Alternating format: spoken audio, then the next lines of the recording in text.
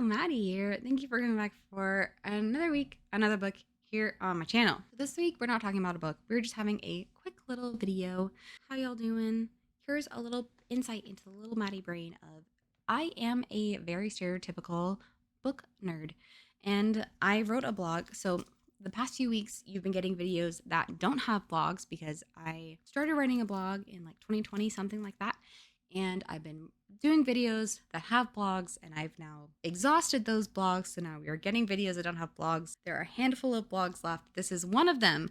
So we are getting my dream library. And so this is going to be a pretty short video, but it's just a little bit of insight into I know I have I have lots of views and lots of theories and opinions on lots of things, but also I have moments of I'm very stereotypical in some things. And those things being I have a dream library, I have a particular view of that library, and it also falls in line with a lot of other readers. That being, while it won't be our current house, but hopefully our next one, the goal is to have a library, minimum of 1,000 books. I think I currently have a little over 400 books.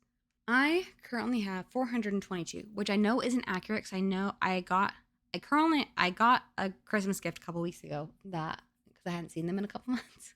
So I have at least 2 books from them, and I got a couple of books. And I got at least, I think 5 books from the San Antonio Book Festival that I still haven't put in. So I probably actually have close to 10-ish books that aren't in there. So I have probably close to 430 books. But we're not even halfway to a library. So I need at least 1,000 books. I want floor to ceiling bookshelves for the entire room. I need a rolling ladder. I need a tea corner. I need a good reading chair. I need windows with good lighting. And ideally, I would like a secret passage door into said library. That's about it.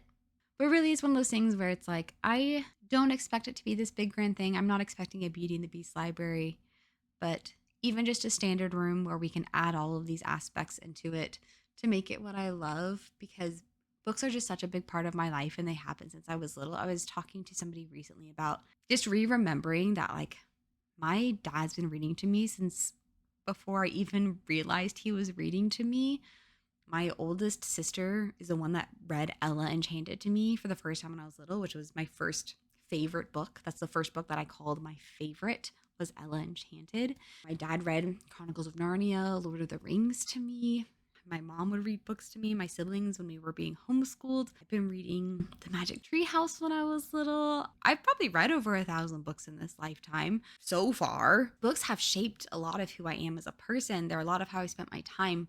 I've spent a lot of hours in this life reading, and I intend to keep doing that. If you've watched my videos or if you know me in person at all, I am I very much guard my emotions. I'm very particular about what I watch, read, what I intake, because I am a very emotional person. So I very much safeguard what I intake into my life. And so one of the things that does not fit into the picture of who Maddie is as a person is I'm really into true crime, which doesn't make sense at all, especially because it's real life. So it just doesn't make sense that I would be into true crime, but I'm really into true crime. And I was watching a true crime thing, and I'm not going to talk about it because it's actually one of the things that it actually is a true crime thing that actually genuinely depresses me, and I don't actually like watching. It's a one that I won't actually watch because it actually makes me sad. But it was a thing where they knew they were dying, and it's if I actively knew I was going to die in the next couple of hours, and there was actively nothing I could do about it, but also I couldn't go anywhere, I couldn't do anything, I was stuck in this room, and I couldn't go anywhere, I could not do anything, I was stuck with the things in this room for the last couple hours of my life, what would I want to do with my last couple of hours? And literally the first thing I thought of was well, maybe I'd reread my favorite book. And it's or would I want to read something new for the first time? Something I'd been saving. This is now a random tangent because I've told you all the basics of the things I want for my dream library, which is all that blog is.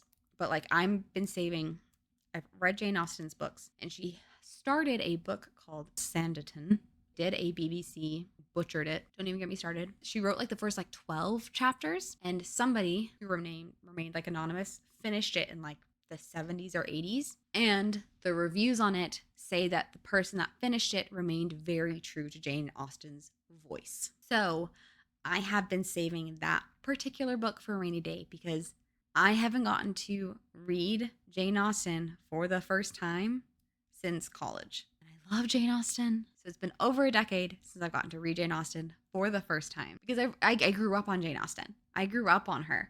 And so and the thing is that even though I got to kind of read her stuff for the first time, some of her stuff for the first time in college, like I already knew all of her stories by then. So it is I will fully not know the story. It's like maybe that's what I would do if I only had a couple hours to live. And I I couldn't go visit anybody. I couldn't see anybody. I couldn't do anything. I would probably read. That was not meant to be gruesome, but more just like reading is everything to me and like having a dream library. But I want to do it in an attainable way. I don't want to make it into this big, huge thing that becomes a money pit and becomes something like not attainable. I don't want to make it into this thing that like I can't do in this lifetime. I want to make it into like if it's really tall IKEA shelves, that's fine. I've looked into the Lowe's hidden doors. They're only a few $100s. Like that's something attainable in this lifetime. Thrifted chairs, we can do that. Like it doesn't need to be, 1,000 square foot library. It just needs to be able to hold 1,000 books, which you can't see the room that I'm currently in. This current room could probably hold 1,000 books if it had floor to ceiling bookshelves. This is just a little bit of Maddie's mind. I'm a book nerd through and through, and even though I have I am an emotionally safe reader, like that is my thing. I will read other stuff, but not often. I've pigeonholed myself a little bit, and I'm okay with that. I am okay with the corner I have painted myself into. I am not looking to go other places. I genuinely love reading. I love that I've created a space where I can just talk about it and I can just be a reader. And I love that y'all are here for it. If you want to hear me actively talk about books, I have loads and loads of videos where I talk about books. I hope you'll go back and watch them. I hope you'll be here in a couple weeks where I will talk about another book. Thank you for being here for this little mini rant about my dream library. With all of that, I hope you have a great rest of your day. Hope you have a great night, great week, great weekend, great month, great year. Hope you have all the greats because you're truly worthy and deserving of them. So until next time, 再见. Bye.